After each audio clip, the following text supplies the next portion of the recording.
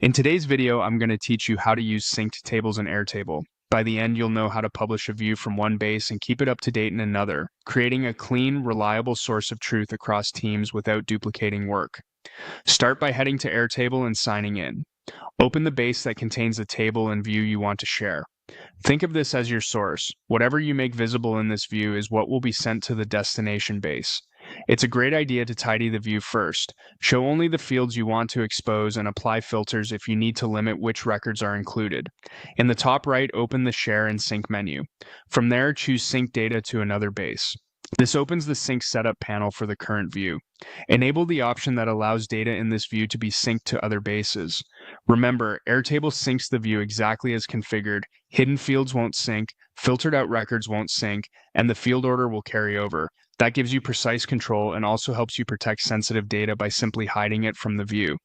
Next, choose Sync this view. You'll be prompted to select where the data should land. First, pick the workspace, then choose the destination base that needs this data.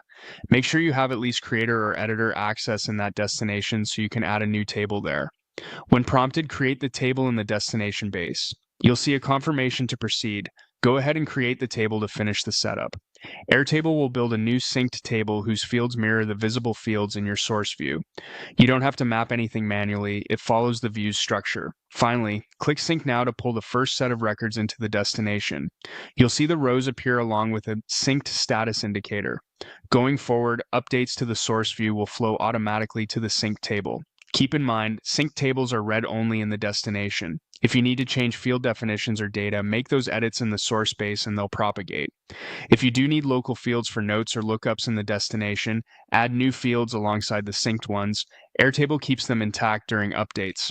That's it. You went to Airtable, opened your base, enabled share and sync for a specific view, selected the target workspace and base, created the table, and triggered the first sync. Use this flow whenever you want teams to reference consistent, up-to-date data without juggling exports or copy-paste.